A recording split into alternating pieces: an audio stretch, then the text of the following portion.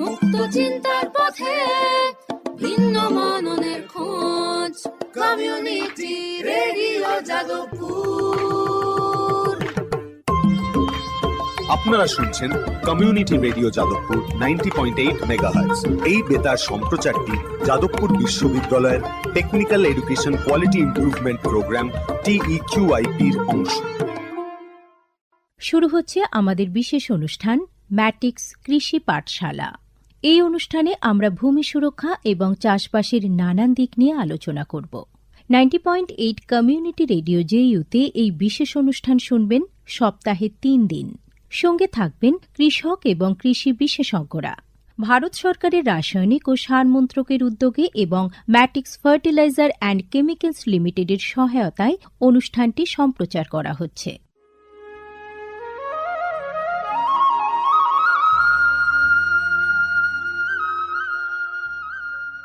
অর্থনৈতিক বিষয় সংক্রান্ত ক্যাবিনেট কমিটি তাদের 28 জুন 2023 সভায় পিএম প্রণাম নামক একটি প্রকল্প অনুমোদন করেছে।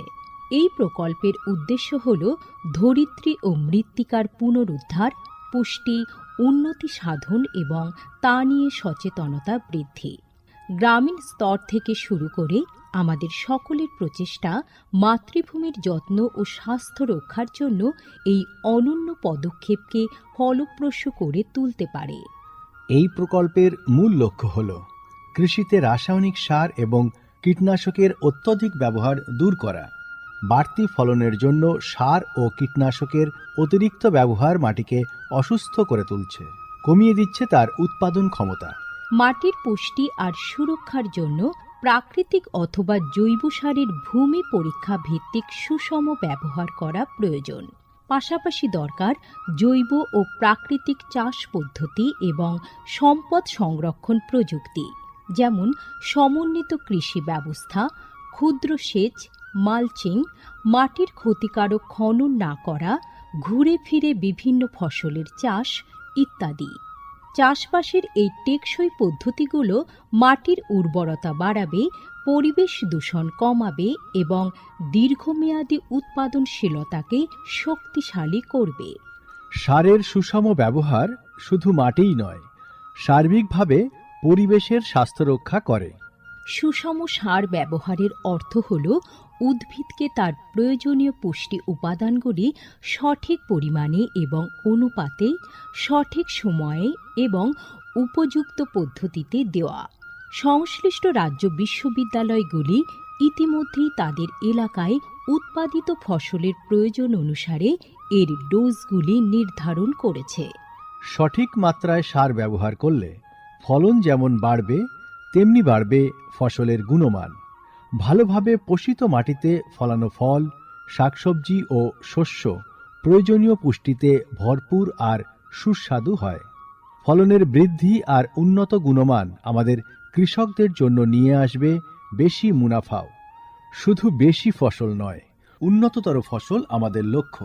এই কৌশলে লাভবান হবে প্রত্যেকে, আমাদের কৃষকরা, আমাদের পরিবেশ এবং সর্বোপরি আমরা সকলে। বিচার বিবেচনার সঙ্গে পরিপোষক ব্যবহার করলে কেবল ফলনই বাড়ে না, প্রজন্মের পর প্রজন্ম জমি থাকে উর্বর। সুতরাং আসুন, একটি উজ্জ্বল এবং স্থায়ী কৃষি ভবিষ্যতের জন্য আমরা সুষম সার ব্যবহারের প্রচার ও অনুশীলন চালিয়ে যাই।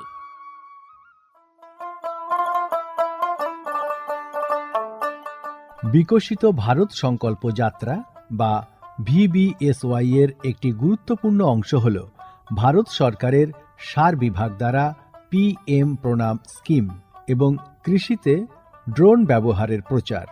সারের সুষম ব্যবহার এবং ন্যানো সারের ব্যবহার নিশ্চিত করার কাজে সার বিভাগ বিভিন্ন সংস্থা ও মানুষকে নিযুক্ত করেছে, যেমন বিভিন্ন সার উৎপাদনকারী সংস্থা, প্রধানমন্ত্রী কৃষি সমৃদ্ধি কেন্দ্র বা PMKSK গুলি, ফিল্ড অফিসার এবং নোডাল অফিসারদের। VBSY এর একটি প্রধান দিক হল বিভিন্ন শস্য এবং গাছপালার ওপর ন্যানো এবং জল দ্রবণীয় সার স্প্রে করার কাজে ড্রোনের ব্যাপক ব্যবহার। এই উদ্যোগের ফলে ২৯টি রাজ্য ও কেন্দ্রশাসিত অঞ্চলের বিভিন্ন জেলায় হাজার হাজার ড্রোন প্রদর্শন হয়েছে। এই পদ্ধতিটি হাতে কলমে দেখিয়ে দেওয়ায় আধুনিক কৃষি প্রযুক্তি গ্রহণের সুবিধাগুলি মানুষের কাছে আরও স্পষ্ট ও বিশ্বাসযোগ্য হয়ে উঠেছে। এই জনসংযোগ কর্মসূচিগুলি দীর্ঘমেয়াদী কৃষি অনুশীলনের সুফল সম্পর্কে নাগরিকদের অবহিত করতে একটা বড় ভূমিকা পালন করেছে। সারা দেশ জুড়ে লক্ষাধিক দর্শক ড্রোনের প্রদর্শনী প্রত্যক্ষ করেছেন। প্রচলিত ইউরিয়ার চেয়ে ন্যানো ইউরিয়ার উপকারিতা বিষয়ে সচেতন হয়ে কৃষকরা ন্যানো সার প্রয়োগে গভীর আগ্রহ দেখিয়েছেন। এই কর্মসূচির আলাপ আলোচনায় উঠে এসেছে জৈব চাষের উপযোগিতা, যা প্রমাণ করে চাষের এই সব অনুশীলনগুলি নিয়ে কৃষকদের সচেতনতা। উৎসাহী কৃষকরা কৃষিতে ড্রোন প্রযুক্তির বিষয়ে আগ্রহ প্রকাশ করেছেন। এই আধুনিক কৌশলগুলির অর্থনৈতিক কার্যকারিতা কৃষকদের নতুন দিশা দেখিয়েছে, কৃষিতে এক স্থায়ী এবং সাশ্রয়ী পদ্ধতির পথ প্রশস্ত করেছে।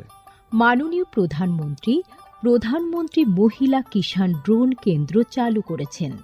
এটি মহিলা স্বনির্ভর গোষ্ঠীগুলিকে ড্রোন সরবরাহ করবে, যাতে তারা এই প্রযুক্তি ব্যবহার করে জীবিকা নির্বাহ করতে পারে। ভিবিএসওয়াই প্রোগ্রামের রূপায়ণে পিএমকেএসকেগুলি সক্রিয় ভূমিকা পালন করছে। একে অপরের সঙ্গে এই সহযোগিতাই আমাদের পাথেয়। বিকশিত ভারত সংকল্প যাত্রা শুধু একটি যাত্রা নয়, এটি ভারতীয় কৃষির দীর্ঘমেয়াদী এবং প্রযুক্তিগতভাবে উন্নত ভবিষ্যতের দিকে একটি গুরুত্বপূর্ণ পদক্ষেপ।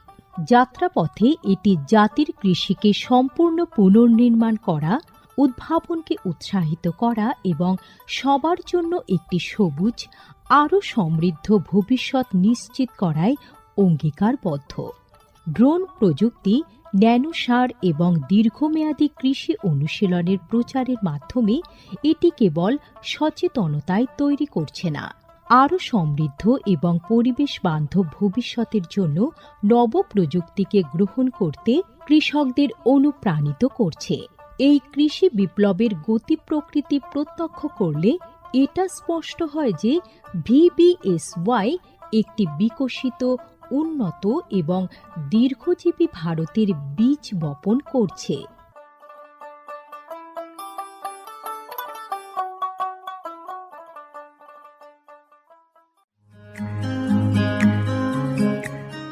ভারতের যে সার কোম্পানিগুলি সবচেয়ে দ্রুত গতিতে বৃদ্ধি পাচ্ছে, ম্যাটিক্স ফার্টিলাইজার্স অ্যান্ড কেমিক্যালস লিমিটেড তার মধ্যে অন্যতম। পশ্চিমবঙ্গের পানাগড়ে অবস্থিত তাদের কারখানায় বছরে 12.5 লক্ষ টনের ওপর ইউরিয়া সার উৎপাদন হয়। ভারত সরকারের গ্রিনফিল্ড প্রজেক্ট হিসেবে স্বীকৃত এই কারখানায় তৈরি হয় ডক্টর ফসল। ইতিমধ্যেই যা পূর্ব ভারতের সর্বাধিক বিক্রিত ইউরিয়া সার হয়ে উঠেছে। কৃষি উন্নয়ন ও ভূমি সুরক্ষা, ক্ষুধা, অপুষ্টি ও দারিদ্র্য দূরীকরণ, গ্রামীণ এলাকা ও বস্তি উন্নয়ন, লিঙ্গ সাম্য, পরিবেশ, স্বাস্থ্য, শিক্ষা ইত্যাদি নানান বিষয়ের উপর জোর দেয় ম্যাটিক্সের সিএসআর প্রকল্পগুলি।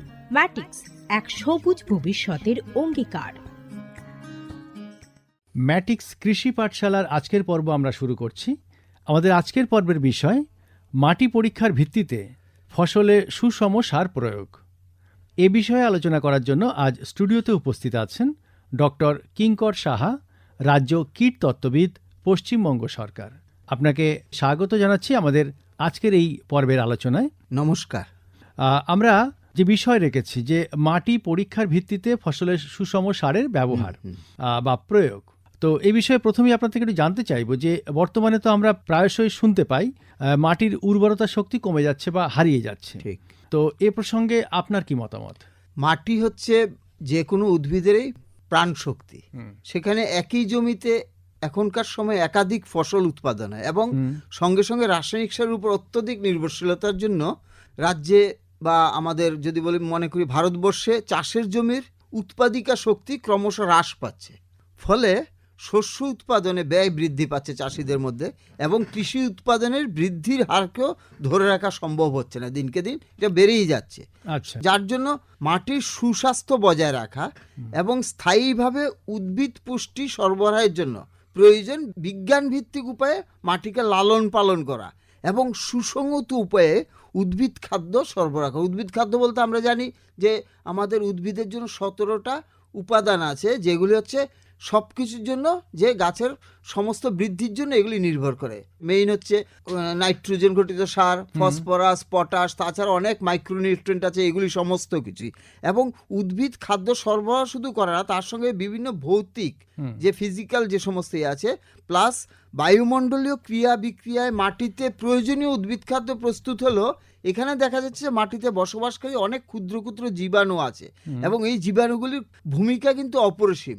সেই ক্ষেত্রে দেখা যাচ্ছে যে মাটিতে অবশ্যই যেমন কি রকম জীবাণু থাকে, যেমন যদি আমরা মনে ক্ষুদ্র জীব, যেমন পিঁপড়ে আছে, কেঁচু আছে, পোকামাকড় আছে, এই সমস্ত ক্ষুদ্র ক্ষুদ্র পোকাগুলো এবং বিভিন্ন অণুজীবও থাকে তার সঙ্গে, যেমন ব্যাকটেরিয়া, ছত্রাক, ভাইরাস, অ্যাক্টিনোমাইসিটিস ইত্যাদি বিভিন্ন জৈবিক যে সমস্ত ক্রিয়া যে সমস্ত হয় গাছের মধ্যে বা মাটির মধ্যে, তার মূল যে চাষের যে উপযুক্ত যে পরিবেশ তৈরি করা, এগুলি কিন্তু এই সমস্ত ব্যাকটেরিয়া বা এই সমস্ত ক্ষুদ্র ক্ষুদ্র জীবগুলি তৈরি করে। এবং এরা মিলিতভাবে জৈব অবশেষ এবং অজৈব বস্তু খনিজগুলো যেগুলো আছে মাটির মধ্যে, সেগুলিও কিন্তু উদ্ভিদের যে খাদ্যের দরকার সেগুলি পরিণত করে এবং জটিল জৈব বস্তু জীবাণুর পচন, যেটাকে আমরা বলি ডিকম্পোজিশন বলি, সেই প্রক্রিয়াকে খুব সরলভাবে তৈরি করে দেয়।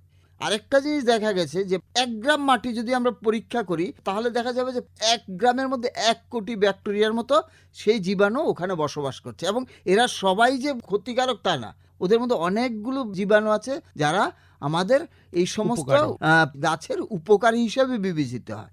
এই জন্য আমরা মাটি পরীক্ষা করব, মাটির পরীক্ষা নিরীক্ষার মাধ্যমেই আমরা সমস্ত রকমের যে রাসায়নিক সার বা জৈব সার যা দেব, সমস্ত পরীক্ষা নিরীক্ষার মাধ্যমেই আমাদেরকে প্রয়োগ করতে হবে। আচ্ছা, তাহলে তো আপনি খুব সরলভাবে বোঝালেন আমাদেরকে যে মাটি যে স্বাস্থ্য হারিয়ে যাচ্ছে বা মাটির স্বাস্থ্য রক্ষার জন্য কোন কোন উপাদান দায়ী এবং আমরা কিভাবে মাটির স্বাস্থ্য রক্ষা করব সেটা আপনার থেকে আমরা একটু শুনতে চাইবো। সেই ক্ষেত্রে যে এই যে মাটির স্বাস্থ্য, মাটি যদি ভালো না থাকে, মাটির স্বাস্থ্য যদি ভালো না থাকে, তাহলে তো আমরা ফসল আমাদের আশানুরূপ পাবো না। সেজন্য মাটির স্বাস্থ্য ভালো রাখার জন্য আমরা তাহলে কি করব? আমাদের যেমন সবুজ বিপ্লব হয়েছিল, সেই সময় আমাদের যে সমস্ত উচ্চ ফলনশীল জাতগুলি এসেছিল, এই সবুজ বিপ্লবের সময় শস্য উৎপাদনের জন্য 4টে প্রধান হাতিয়ার ছিল উচ্চ ফলনশীল জাতগুলির জন্য। তার মধ্যে একটা হচ্ছে উচ্চ ফলনশীল জাত, সেকেন্ড হচ্ছে রাসায়নিক সার, থার্ড হচ্ছে রাসায়নিক কীটনাশক এবং আমাদের যে ইরিগেশন বা সেচ দেওয়া। এই 4টের উপরে কিন্তু আমাদের সমস্ত সবুজ বিপ্লবটা তৈরি হয়েছিল। এবং বাড়তি ফসল উৎপাদনে রাসায়নিক সারের অবদান কিন্তু প্রায় 60% মতো। কাজে রাসায়নিক সারকে সম্পূর্ণরূপে বাদ দিয়েই কিন্তু উৎপাদনের গতিকে কিন্তু বজায় রাখা সম্ভব হবে না। আমাকে রাসায়নিক সার প্রয়োগ করতে হবে, কিন্তু তার কতগুলি নিয়ম কানুন মেলে করতে হবে। তাই রাসায়নিক সারের কুফল বলতে মাটির জীবন বন্ধ হয়ে যায়, মাটি আস্তে আস্তে তার উর্বরতা শক্তি নষ্ট হয়ে যাচ্ছে। সেগুলিকে ঠিকঠাক রেখে মাটির স্বাস্থ্যকে ভালো রাখার জন্য কয়েকটা পদক্ষেপ আমাদের সবসময় নিতে হবে। যেমন এখনকার সময় এটা খুব জরুরি, যেমন পাঞ্জাব, হরিয়ানা এই সমস্ত জায়গার মাটি কিন্তু আস্তে আস্তে বন্ধ হয়ে যাচ্ছে, কারণ প্রচুর পরিমাণে সেখানে রাসায়নিক সার প্রয়োগ করেছিল, যার ফলে মাটি আস্তে আস্তে অনেকটা মাটির যে উর্বরতা শক্তি সেটা নষ্ট হয়ে গেছে। সেই জায়গা থেকে ফিরিয়ে আনতে গেলে আমাকে প্রথমেই চিন্তা করতে হবে মাটি পরীক্ষার মাধ্যমে ফসলে কিন্তু আমাদের প্রয়োজনীয় খাদ্যশস্য সরবরাহ করতে ফার্স্ট, এটা কিন্তু খুব দরকার। একদম মাটিটা পরীক্ষা করে দেখতে হবে যে মাটির মধ্যে কি কি সারের দরকার আছে, কতটা পরিমাণ আছে আর কতটা লাগবে, যে ফসল আমরা ফলাবো মাটির মধ্যে সেইটাতে আর কতটা লাগবে, সেটা একটা ফার্স্ট। সেকেন্ড হচ্ছে মাটির মধ্যে যে জৈবিক পদার্থ হিউমাসটাকে বাড়ানোর জন্য প্রয়োজনীয় জৈব সার প্রয়োগ করতে হবে, কারণ হিউমাস ছাড়া কিন্তু কখনো মাটির উর্বরা শক্তি বাড়বে না। এইটা একটা। এবং 1 গ্রাম মাটির মধ্যে যদি আমরা পরীক্ষা করি, তা প্রায় 1 কোটির উপর ব্যাকটেরিয়া আছে, প্লাস জীবাণু আছে। সেই উপকারী জীবাণুর সংখ্যা বাড়ানোর জন্য জীবাণু সারেরও প্রয়োগ করতে হবে। এটা এখন ঘাটতি হয়ে যাচ্ছে, কেননা আমরা রাসায়নিক সার ব্যবহার করছি, ফলে আমাদের এই জীবাণু সারগুলি সমস্ত নষ্ট হয়ে যাচ্ছে। আর একটা দরকার হচ্ছে মাটির বিক্রিয়া, যেটা হচ্ছে সয়েল পিএইচ যেটা বলি।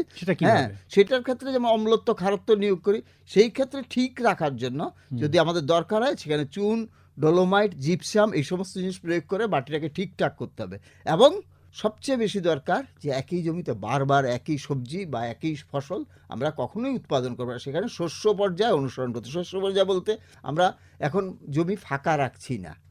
ম্যাক্সিমাম ক্ষেত্রে প্রতিটা কৃষক বন্ধু দেখা যাচ্ছে ক্রপিং ইন্টেন্সিটি অনেকটা বেশি, একই জমিতে বারবার অনেক রকমের ফসল তৈরি করছে। তাহলে আমরা সেই জায়গাতে একই ফসল করব না, সেখানে প্রতি বছর অন্তত কমপক্ষে একটা ডাল শস্য আমরা রাখবো, তার আচ্ছা। সঙ্গে সঙ্গে অন্য শস্য রাখবো। এই ডাল শস্যের কারণ কি? কারণ হচ্ছে আমাদের মাটিতে যতটা নাইট্রোজেন থাকে তার চেয়ে বেশি পরিমাণে থাকে হচ্ছে আমাদের বাতাসের মধ্যে। প্রায় 72% মতো নাইট্রোজেন বাতাসের মধ্যে ঘুরে বেড়াচ্ছে। ডাল শস্যগুলির মধ্যে দেখা যায় যে ওদের যেটা সবচেয়ে মানে খুব সহজভাবে যে বাতাসের যে 72% আমাদের যে নাইট্রোজেন ইয়েটা আছে সেটাকে আমাদের ওই ডাল শস্যগুলি ফিক্সেশন করতে পারে, নাইট্রোজেনটাকে ওরা শরীরের মধ্যে গাছের শেকড়ের মধ্যে আবদ্ধ করতে পারে, যার জন্য ডাল শস্যগুলি যদি আপনি যদি গাছটা তুলে দেখেন তবে সেখানে মোটামুটি একটা কি বলবো এটাকে ছোট ছোট ওই আলুর ছোট গুটির মতো থাকে। সেটা আর কিছু না, রাইজোবিয়াম। আচ্ছা, মাটিতে ইচ্ছে হলে রাইজোবিয়াম প্রয়োগ করলে সেটা আরো বেশি আবদ্ধ করতে পারে। তাহলে ওইটা যদি আমরা ঠিকঠাক করতে পারি যে ডাল শস্য যদি চাষ করি তাহলে বাতাসের যে নাইট্রোজেনটাকে আমরা অনেকটা মাটির সঙ্গে গাছই এটা মাটির মধ্যে উর্বরতা শক্তিটা বাড়িয়ে দেবে। তাহলে বেশি পরিমাণে রাসায়নিক সারের দরকার। এই কয়েকটা জিনিস যদি ঠিকঠাক করি তাহলে কিন্তু চাষের জমির কোনো ক্ষতি হবে না এবং উর্বরতা শক্তি অনেকটা বাড়বে। আপনি যে বললেন যে এই যে মাটি পরীক্ষা করতে হবে, তো যদি একটু বলেন যে মাটি কিভাবে পরীক্ষা করব, কিভাবে নমুনা সংগ্রহ করব এবং কি কি পরীক্ষা করব? মাটির নমুনা খুব সহজভাবেই করা যায়। সরকারি যে সমস্ত আমাদের এগ্রিকালচার অফিসগুলো আছে সেখানে যদি মাটির নমুনা যদি দিয়ে আসে তাহলে আমাদের সমস্ত জায়গা থেকে কৃষক বন্ধুদের কাছে আমরা এই যে মাটির নমুনা সংগ্রহ করার ওটা আমরা বলে দিই ওদেরকে, ওরা সেইভাবে কিন্তু সেটা কিভাবে করবে। একটা যদি স্কোয়ার যদি জমি থাকে বা একটা যদি রেক্ট্যাঙ্গুলার শেপের যদি জমি থাকে তার চারদিক বাদ দিয়ে 2 ফুট ভেতরে, আচ্ছা, মানে আল থেকে 2 ফুট ভেতরের দিকে 6 থেকে 8টা জায়গার মধ্যে আড়াআড়ি ভাবে বা এলোমেলো ভাবে বা কোনাকুনি ভাবে যেটা জিগজ্যাগ ওয়েতে এরকম 8 থেকে 9টা জায়গা আমরা প্রথম সিলেকশন করব। আচ্ছা, তারপরে প্রতিটা স্থানের উপর থেকে 6 ইঞ্চি থেকে 9 ইঞ্চি নিচ পর্যন্ত মাটিটাকে ভি শেপ করে কাটবো, একদম ইংরেজি ভি শেপের মতো। আচ্ছা, করে নিয়ে সেই মাটিটাকে ফেলে দেবো। তারপরে কি করব, কেটে ফেলার পরে যে ফসলের শেকড় বা গভীরতা যেগুলি থাকে সেগুলি আমরা বাদ দিয়ে দেবো। তারপর ওই যে ভি শেপ হলো সেখান থেকে আস্তে মানে কোদাল দিয়ে বা অন্য কিছু দিয়ে উপর থেকে সাইড থেকে ধার থেকে আমরা মাটিটাকে সংগ্রহ করব। এরকম 6-7টা জায়গা থেকে করব, ম্যাক্সিমাম 8টা জায়গা। হ্যাঁ, সেটা করব। তারপরে এই মাটিটাকে ছায়াতেই শুকাবো। হ্যাঁ, শুকিয়ে নিয়ে একদম ডাস্ট করে নিয়ে ওইটাকে একটা পলিথিন শীটের মধ্যে আমরা 4টে ভাগ করব। আচ্ছা, 2টো ভাগ আমরা ফেলে দেবো। তারপরে ওই 2টো ভাগকে আবার ভাগ করে নেবো 4টে ভাগ, সেখান থেকে 2টো ভাগকে আমরা এরকম 2-3 বার করে নিয়ে তারপরে যতটা হবে 500 গ্রামের মতো মাটি একটা পলিথিন প্যাকেটের মধ্যে, একদম পরিষ্কার পলিথিন প্যাকেট, এগুলি ওই বাজার থেকে সবজি কিনে নিয়ে এলাম সে পলিথিন প্যাকেট না, একদম নতুন পলিথিন প্যাকেটের মধ্যে ঢুকিয়ে নিতে হবে মাটিটাকে।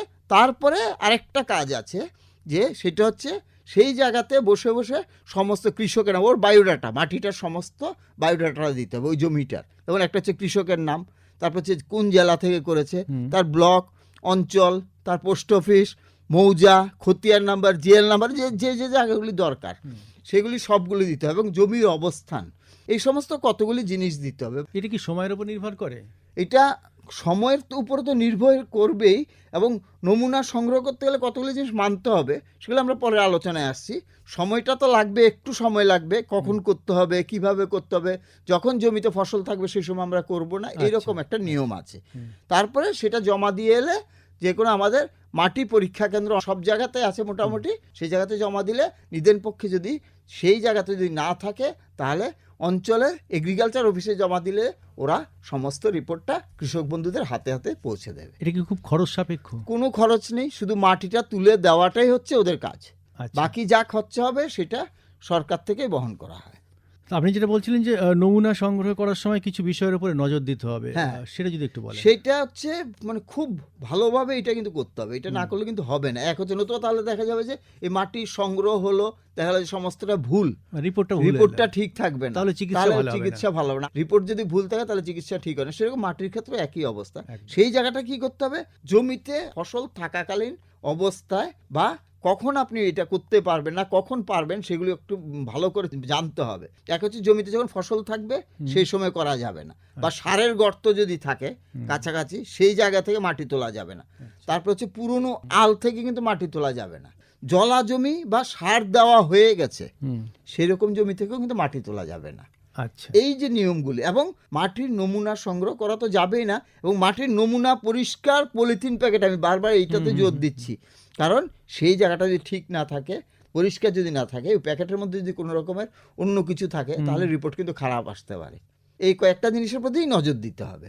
তো এই মাটি পরীক্ষা করার সময় আর কি আমরা তো এই সমস্ত ব্যাপারে একটু নজর দেব বা সেগুলো দেখে নেব, কিন্তু এই মাটি পরীক্ষা করে আমরা সাধারণত কি কি জানতে পারি?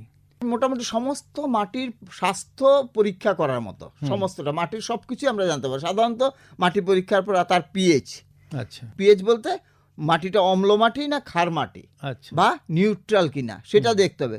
আরেকটা জিনিস তড়িৎ পরিবাহিতা, ইসি যেটা, ওইটাও আমরা জানতে পারবো, যেটা লবণাক্ততা আছে কিনা, জৈব কার্বন সেটা খুব দরকার, এইগুলি আমরা জানবো। বা মাটির মধ্যে নাইট্রোজেন, ফসফরাস, পটাশ কত পরিমাণে আছে, ওর মাটিটার মধ্যে যে জমি থেকে তোলা হয়েছে সেটাতে কত পরিমাণে আছে, যদি ঘাটতি থাকে তাহলে আমরা সেটা কতটা প্রয়োগ করবো সেটাও দেওয়া থাকে। এবং এই মাটির পিএইচ থেকে অম্লত্ব খারত্ব জানা যাবে, যেটা বলছিলাম। আর হচ্ছে পিএইচ যদি 6.5 কম হলে আমরা ধরে নেব মাটি অম্ল থাকবে, এবং 7.5 বেশি হলে ক্ষারীয়, মানে অ্যাসিড সয়েল।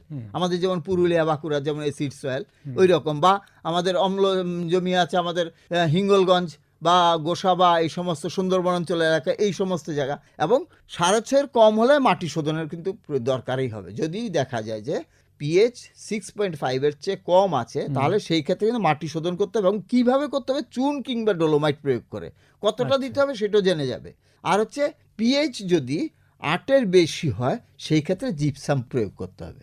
আচ্ছা, এই যে চুন এবং জিপসাম, এই প্রয়োগ করার কি নির্দিষ্ট কোনো পদ্ধতি আছে? নিশ্চয়ই আছে। চুন প্রয়োগের সময় কিন্তু সবসময় ভালো করে গুঁড়ো করে নিতে হবে, তাহলে মাটির সঙ্গে তাড়াতাড়ি মিশে যাবে। মাটির মোটামুটি 6 ইঞ্চি গভীরতার মধ্যে চুনটা মিশাতে হবে। আরেকটা জিনিস সবসময় খেয়াল রাখতে হবে, যে ফসলটা যখন আমরা লাগাবো মূল জমিতে, সেই জমি লাগানোর মোটামুটি 21 দিন আগে যেন চুনটা দেওয়া হয়। আচ্ছা, এই কয়েকটা জিনিস দেখতে হবে। এবং গ্রীষ্মকালে চুনটা দেওয়া কিন্তু খুব ভালো, এবং জমিতে ফসল থাকা অবস্থায় কিন্তু চুন দেওয়া যাবে না, তাহলে ফসলের ক্ষতি হবে। এবং হালকা মাটিতে কম এবং ভারী মাটিতে বেশি চুন প্রয়োগ করতে হবে। যেমন আমাদের উত্তরবঙ্গের জমি, নর্থ বেঙ্গলের জমিতে দেখা যায় চুনের পাশাপাশি ওরা ডোলোমাইটও প্রয়োগ করে, কারণ ডোলোমাইটের একটা দাম কম এবং ওখানে খুব সহজেই পাওয়া যায়, তাতে কিন্তু ক্ষতি নেই। সাবস্টিটিউট হিসেবে চুন না থাকলে ডোলোমাইটও ব্যবহার করতে। কিন্তু অনেকে দেখা যায়, যে আমি জিপসামের কথা বলছিলাম বলার সময়, যে অনেকে জিপসামকেও চুনের বিকল্প হিসেবে ব্যবহার করছে, কিন্তু সেটা কিন্তু সবসময় ঠিক হবে না। আচ্ছা, কিন্তু জিপসাম সোডিয়াম সমৃদ্ধ ক্ষার মাটি শোধনের জন্যই কিন্তু ব্যবহার, যদি ক্ষার মাটি হয় তাহলেই কিন্তু এই জিপসামটা ব্যবহার করে। আবার জিপসাম এবং চুন কিন্তু একই রকমভাবে দেওয়া যাবে না। আমি বলেছিলাম চুন দিতে হলে ফসল লাগানোর 21 দিনের মাথা, কিন্তু জিপসাম দিতে গেলে 1 মাস আগে থেকে এটাকে মাটির সাথে মিশিয়ে ভালো করে দিতে হবে। আরেকটা জিনিস, মাটির তড়িৎবাহিতা যেটা বলছিলাম, হ্যাঁ, এটা কিন্তু একটা মান, যদি তড়িৎবাহিতার মান এগুলি পয়েন্ট অনুসারে হয়, 1 ml মোজ পার সেন্টিমিটার, আচ্ছা, বা 2 হলো, মানে 1 মিলিলিটার মোজ পার সেন্টিমিটার কম হওয়া মানে হচ্ছে স্বাভাবিক মাটিটা। এটা যদি থাকে, আমি ধরে নেব 1 বা 1 কম যদি হয় তাহলে স্বাভাবিক, এবং এই মান যদি 1 থেকে 2 বেশি হয় তাহলে কিন্তু মাটির ক্ষেত্রে বীজের অঙ্কুরোদ্গম হবে না, মানে জার্মিনেশনই হবে না মাটিতে ফেলার সঙ্গে সঙ্গে। যার জন্য এইটা একটা কিন্তু খুব গুরুত্বপূর্ণ। এবং 2 থেকে 3 মৌলজে দেখা যাবে লবণ সহনশীল ফসলের পক্ষে অসুবিধা হয়। সুন্দরবন অঞ্চলে বা হিঙ্গলগঞ্জ বা আমাদের গোসাবাটা সহ যে সমস্ত, সেই জায়গাতে কিন্তু এই সমস্ত লবণ সহনশীল ফসলের ক্ষেত্রে এটা যদি বেশি হয় তাহলে সেখানে কিন্তু আমাদের এই সমস্ত বীজ কিন্তু গাছ হবে না। যার জন্য এইটা একটা খুব ইম্পর্টেন্ট। এবং মানটা যদি 3 মিলিলিটার মোজ পার সেন্টিমিটার বেশি হয় তাহলে বেশিরভাগ ক্ষেত্রে ফসলের পক্ষে ভীষণ ক্ষতিকারক, এবং গাছ কিন্তু ঠিকঠাকভাবে হবে না, দেখা যাবে কোথাও কোথাও চাকচাকভাবে বসে যাবে। আর কয়েকটা জিনিস, যেমন কি মাটি পরীক্ষার মধ্যে আমি বলেছিলাম যে নাইট্রোজেন, ফসফরাস, পটাশ কখন কি লাগবে সেটা কিন্তু আমরা খুব ভালোভাবেই জানি। এটা সবচেয়ে মজার হচ্ছে যে গ্রহণযোগ্য নাইট্রোজেনের পরিমাণ যদি জানতে হয় তাহলে আমি বলেছিলাম জৈব কার্বনের মানটা কিন্তু সবসময় ঠিক রাখতে হবে। আচ্ছা, এই জিনিসটা যদি না করা যায় তাহলে কিন্তু খুব মুশকিল হবে। এবং জৈব কার্বনের পরিমাণ যদি গ্রহণযোগ্য নাইট্রোজেনের সমানুপাতিক থাকে তাহলেই কিন্তু ঠিকঠাকভাবে আমাকে নাইট্রোজেন, যে সমস্ত আমরা রাসায়নিক সার দেব, তাহলে কিন্তু গাছ নিতে পারবে, নাহলে কিন্তু পারবে না। এই জন্যেই আমাদের খুব দরকার হচ্ছে মাটি পরীক্ষার মাধ্যমে জৈব সার ছাড়াও যে সমস্ত রাসায়নিক সার, সেগুলি এভাবেই দিতে হবে। আমরা তো একদম অনুষ্ঠানের শেষ পর্যায়ে চলে এসেছি। আজকে আমাদের বিষয় মাটি পরীক্ষার ভিত্তিতে ফসলে সুষম সার প্রয়োগ। একদম শেষে আপনার থেকে জানতে চাইবো যে এই মাটির স্বাস্থ্য বজায় রাখার জন্য চুন, জিপসাম এই সমস্ত আপনি প্রয়োগের কথা বললেন, তো তারপরে এই যে সার প্রয়োগ যেটা বললেন, একটু ছোট্ট করে যদি বলেন যে কিভাবে আমরা করব। সার প্রয়োগটা মোটামুটি আমাদের ওই যে কার্ড দেখব, মাটি পরীক্ষা করার পরে সমস্ত জায়গাতে আমরা হেলথ কার্ড, মাটির স্বাস্থ্য পরীক্ষার কার্ড দেওয়া হয়, কার মাটি কেমন সেটা 3-4 বছর পর পর আমাকে করতেই হবে। এবং সেখানে পরিষ্কার করে লেখা থাকে কোনটা কি পরিমাণে দরকার আছে। সেই ক্ষেত্রে আমরা যতটা দরকার ঠিক ততটাই দেবো, নাইট্রোজেন, ফসফরাস, পটাশ যতটা পারবো আমরা স্ট্রেট ফার্টিলাইজার দেবো। কেন? কারণ হচ্ছে সালফারটা থাকে হচ্ছে ফসফরাসের মধ্যে। যদি আমি ফসফরাসটা যদি আলাদা দিই, নাইট্রোজেন, ফসফরাসটা যদি সিঙ্গেল সুপার ফসফেট হিসেবে দিই, তাহলে আমাদের সেখানে ওই সিঙ্গেল সুপার ফসফেট দিলে আমরা সালফারও পাবো, ক্লোরিনও পাবো এইটা থেকে। যার জন্য আমরা বারবার বলছি যে সমস্ত আলাদা আলাদা করে। এখন বেশিরভাগ আমাদের মিক্সড ফার্টিলাইজারটা বেশি ব্যবহার করে, কিন্তু সেই ক্ষেত্রে আলাদা করে আবার নাইট্রোজেনগুলোতে সার দিতে হয়। এবং আরেকটা জিনিস হচ্ছে খুব বেশি দরকার, যেটা হচ্ছে জৈব সার প্রয়োগ করা। জৈব সার যদি না প্রয়োগ করে তাহলে কিন্তু মাটির কিন্তু আমাদের এই যে এটা যে রাসায়নিক সার যেটা দিচ্ছি গাছ কিন্তু নিতে পারবে না, কারণ সেটা আবদ্ধ অবস্থায় আসবে না, শেকড়ের কাছাকাছি আসবে না। বা আমাদের যদি মনে করি মোবাইলাইজড বা ইমোবাইলাইজড যে সমস্ত অনুখাদ্য যেগুলো আছে, নাইট্রোজেন, ফসফরাস, পটাশ ছাড়াও আরও অনেকগুলো অনুখাদ্য আছে, যেগুলির ক্ষেত্রে দেখা যায় যে উপরের পাতা বিভিন্ন রকমের দাগ দাগ পড়ে যাচ্ছে, কোনোটা হলুদ, কোনোটা মার্জিন থেকে হচ্ছে, এরকম হচ্ছে। তাহলে সেই জায়গাটা তো আমি এইভাবে সুষম সার যদি প্রয়োগ করি, জৈব সার যদি প্রয়োগ করি, তাহলেই কিন্তু মাটির স্বাস্থ্য সুরক্ষা থাকবে এবং ওই মাটিতে চাষিরা আমাদের সোনা ফলাতে পারবে। তাহলে আমরা যদি নিয়মিত মাটির স্বাস্থ্য পরীক্ষা করি এবং সেই সয়েল হেলথ কার্ডের যে রিপোর্ট, সেই রিপোর্ট অনুযায়ী যদি আমরা সার প্রয়োগ করি, তাহলে আমরা ভালো ফসল পাবো এবং মাটির স্বাস্থ্য ভালো থাকবে। একদম। আমাদের আজকের সময় একদমই শেষ। আমরা আমাদের আজকের পর্ব এখানেই শেষ করব। ম্যাটিক্স কৃষি পাঠশালার আজকের পর্বের বিষয় ছিল মাটি পরীক্ষার ভিত্তিতে ফসলের সুষম সার প্রয়োগ। এ বিষয়ে এতক্ষণ আলোচনা করলেন ডক্টর কিঙ্কর সাহা, রাজ্য কীট তত্ত্ববিদ, পশ্চিমবঙ্গ সরকার। আপনাকে অনেক অনেক ধন্যবাদ। নমস্কার, আপনাদেরও সবাইকে অনেক অনেক ধন্যবাদ।